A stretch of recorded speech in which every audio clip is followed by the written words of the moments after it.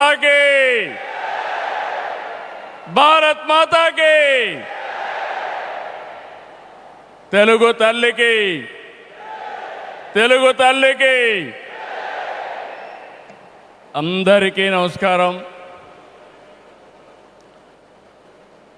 Honourable prime minister Narendra Modi గారు, honourable governor Abdul Nazir గారు, ఉప ముఖ్యమంత్రి మిత్రుడు పవన్ కళ్యాణ్ గారు, వేదిక పైన పెద్దలందరికీ ఈరోజు అల్లూరి సీతారామరాజు ఇంటర్నేషనల్ ఎయిర్పోర్ట్ సందర్భంగా ఉత్తరాంధ్ర ప్రజలందరికీ ముందుగా శుభాకాంక్షలు. ఉత్తరాంధ్రలో కొత్త చరిత్రకు నాంది పలికేలా ఎయిర్పోర్ట్ నిర్మాణానికి సహకరించిన రైతులందరికీ ముందుగా పాదాభివందనం చేస్తున్నాను. మీరు కేవలం భూములు మాత్రమే ఇవ్వలేదు, ఉత్తరాంధ్రకు బంగారు భవిష్యత్తు ఇచ్చారు. నేడు ఉత్తరాంధ్రకి ఇంటర్నేషనల్ ఎయిర్పోర్ట్ వచ్చింది.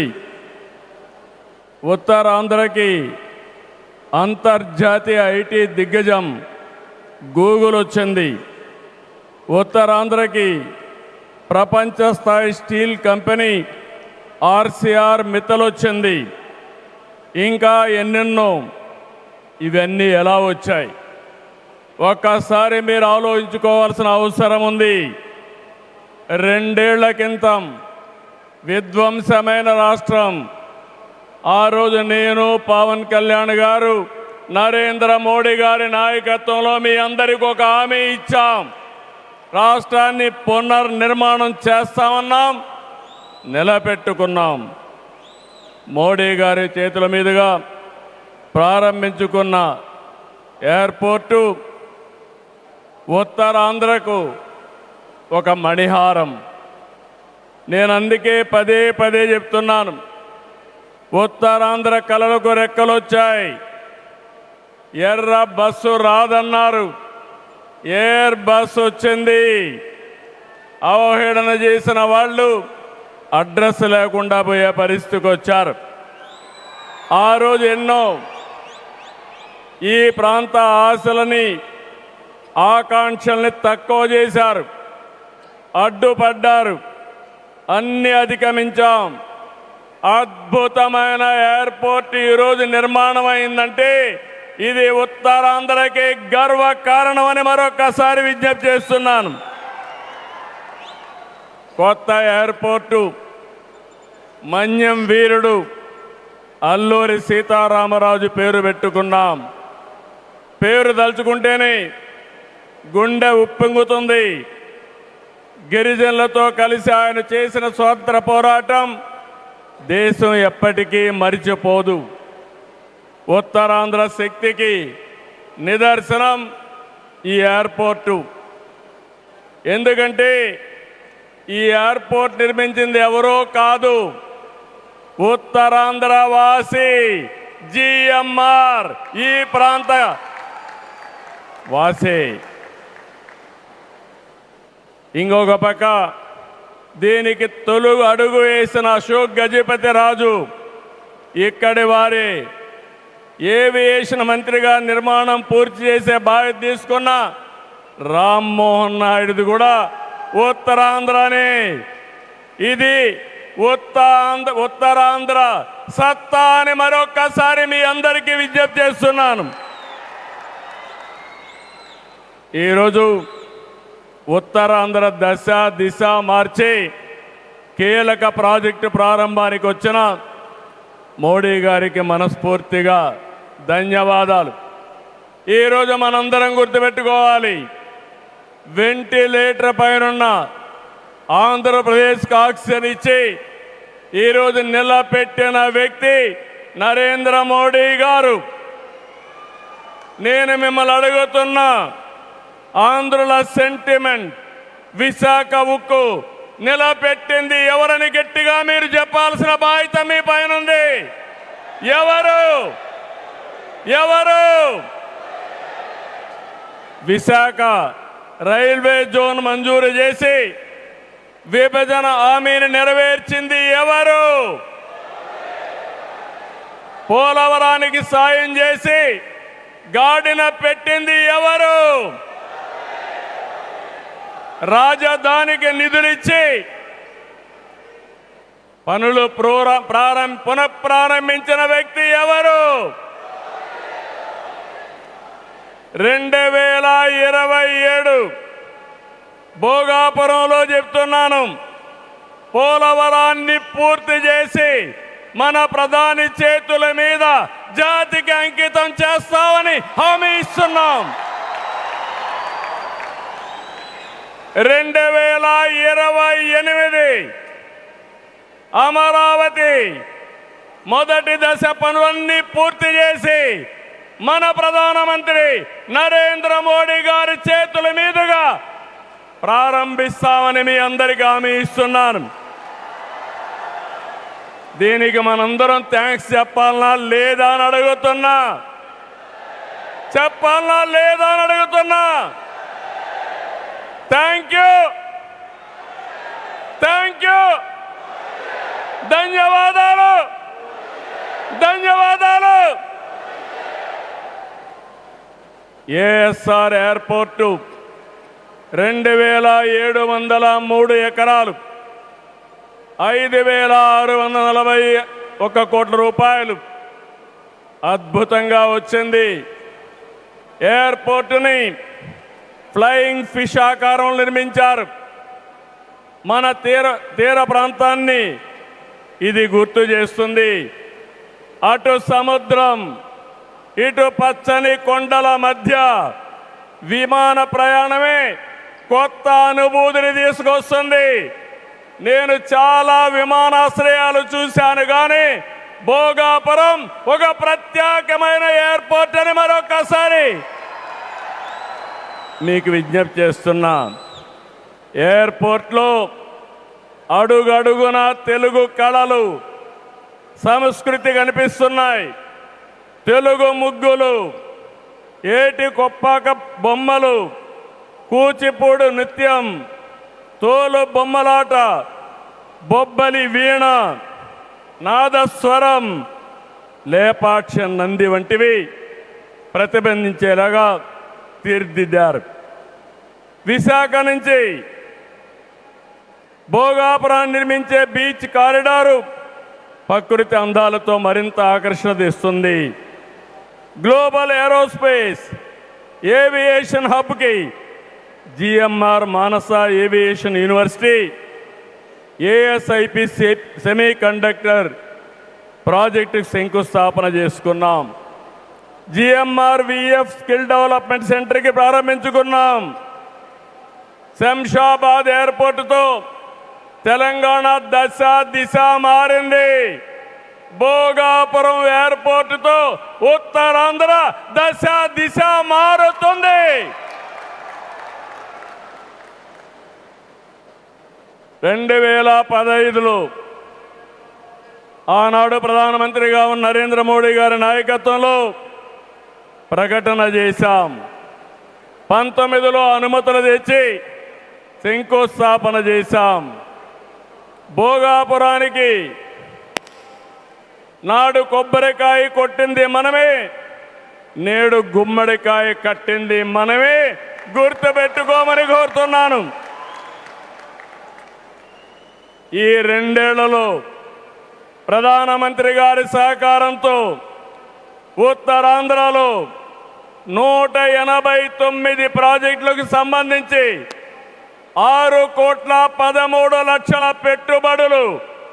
ఇవి పూర్తయితే 5,57,000 మందికి ఉద్యోగాలు వస్తాయని మీ అందరికీ విజ్ఞప్తి చేస్తున్నా. ఉత్తరాంధ్రలో వచ్చే 3 ఏళ్లలో 2,784 కోట్లతో 8 ప్రధాన సాగునీటి ప్రాజెక్టులు పూర్తి చేస్తాం. ఇది కాకుండా 65 సంవత్సరాలుగా పెండింగ్ ఉన్న నేరేడు బ్యారేజీని కేంద్రం క్లియర్ చేశారు. దశాబ్దాల కళని నిజం చేస్తాం. ఈ నెల 14వ తేదీన గోదావరి నీటిని ఉత్తరాంధ్రకి ముఖ్యంగా అనకాపల్లికి తీసుకొచ్చే బాధ్యత ఎన్డీఏ ప్రభుత్వం తీసుకుంటాం. గోదావరి పోల వంశధారిని అనుసంధానం చేసే బాధ్యత తీసుకుంటాం. ఉత్తరాంధ్రలో టూరిజం, ఫార్మా, నేషనల్ హైవేలు, పోర్ట్లు, ఎయిర్పోర్ట్లు, railway connectivity, rare earth minerals, ప్రసిద్ధ పుణ్యక్షేత్రాలు, అరకు, పాడేరు, సుందర ప్రాంతాలు లేనిదంటూ లేదు. వీటితో ఉత్తరాంధ్ర నుంచి వలసలు పోరు. వేరే ప్రాంతాల్లో శ్రీకాకుళం కాలనీలు ఉండవు. వేరే ప్రాంతం నుంచి ఉత్తరాంధ్రకు వలసలు వచ్చే రోజు తొందరలోనే ఉందని మరొకసారి విజ్ఞప్తి చేస్తున్నాను. మిమ్మల్ని కోరేది ఒకటి, ప్రతి వ్యక్తికి అవసరమైన అవకాశాలు కల్పిస్తున్నాం. వాటిని అందిపుచ్చుకోండి. మీ జీవితాలకి మార్చుకుంటూనే సమాజం కోసం, ఈ ప్రాంతం కోసం పనిచేయాల్సిందిగా మిమ్మల్ని అందరినీ కోరుతున్నా. ఈ సందర్భంలో నేను ఒక్క విషయం మీ అందరికి గుర్తు చేయాలి. ఇప్పుడే పవన్ కళ్యాణ్ గారు కూడా ఆవేదన గుర్తు చేశారు. We are in inspiring time. PM Saab, Modi Saab, I am telling you with my heart. We are in inspiring time. The world has moved from IT to AI. The right knowledge is available. The right technology is maturing. But we need leaders to deliver. Democratic countries everywhere are facing crisis, searching for new leaders. We are fortunate, India is fortunate. There is a tested leadership. 25 years, Narendra Modi ji as Chief Minister and Prime Minister of India has done extraordinary work. నేను చెప్పింది వాస్తవం అయితే మోడీ గట్టిగా చెప్పాలి. Modi, Modiji.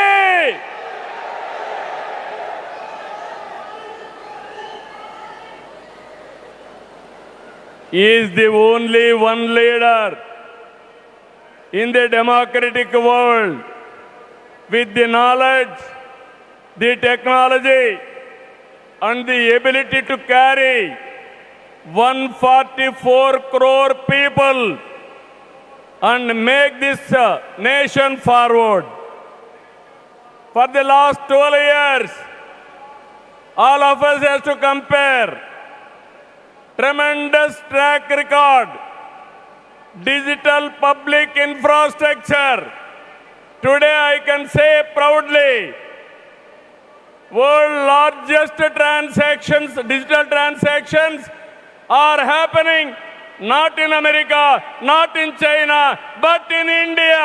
That is the credit Narendra Modi ji has done. Financial inclusion, Jan Dhan. Yes, Modi. Louder. Second, financial inclusion. Ordinary man, JAM.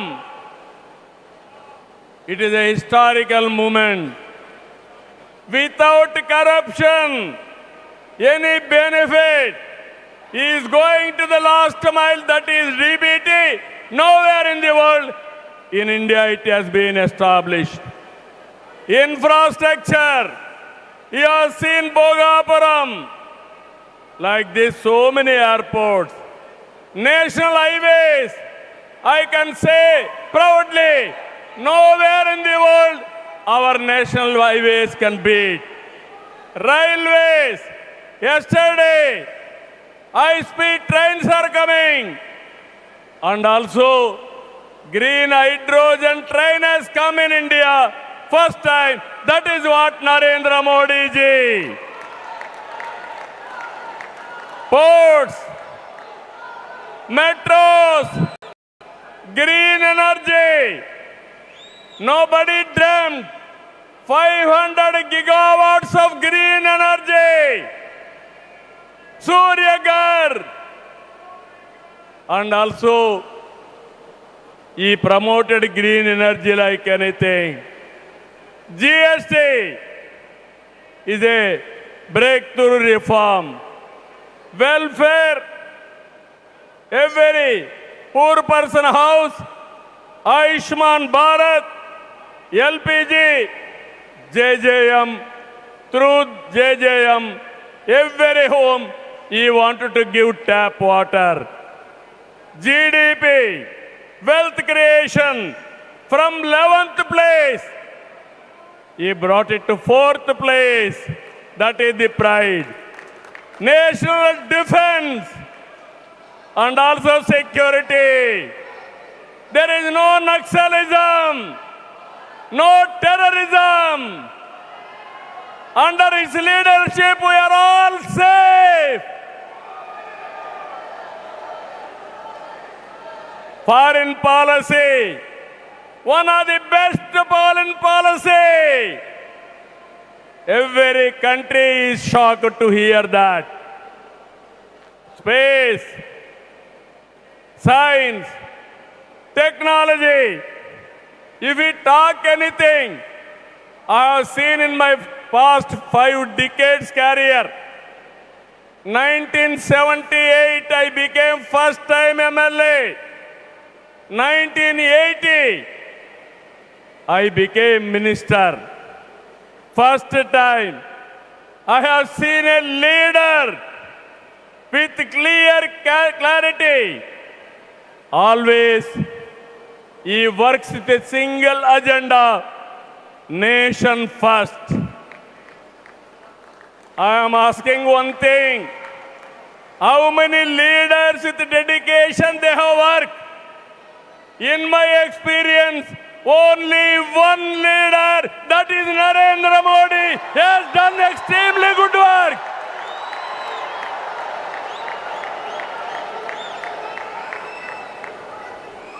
He is having a clarity. Vikasit Bharat 2047. There are external factors. Somewhere, in India, there is a problem of LPG. This year, environmental imbalance, rainfall deficiency. With all these things, he is able to manage very effectively with less suffering. I'm telling you, India is going to become 2047 number 1 country in the world. It is possible with Narendra Modi ji. Always I am saying one thing. Right man, right time, right place is the blessing. Nation is blessed with his leadership. I am appealing entire nation. You have to think only one thing. Without Narendra Modi ji, we cannot imagine 2047. He is the tallest leader in the world. If we go to any country, everybody is respecting. That is the pride he brought for the nation. Hands off to him. All of us has to stand with him. గట్టిగా లేచి నిలబడుకొని సంఘీభావాన్ని తెలియజేయండి.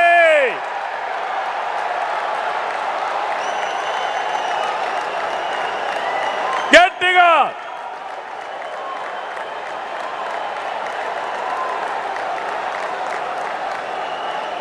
it is our responsibility, our commitment for the nation. Nation first, persons next. So I am very happy. Entire nation has to understand the amount of development, the amount of respect India is commanding globally. Only one man is leading, one leader is leading. That leader is Narendra Modi ji. We have to protect his leadership. All of us have to talk about it. Those who are criticizing him, they have to understand what they have contributed for this nation. He has done for the last 25 years extraordinary work. So with this, భారతదేశాన్ని number 1గా నిలబెట్టే శక్తి నరేంద్ర మోడీ గారికి ఉంది. తెలుగు జాతి చరిత్ర సృష్టించే శక్తి మనకుంది.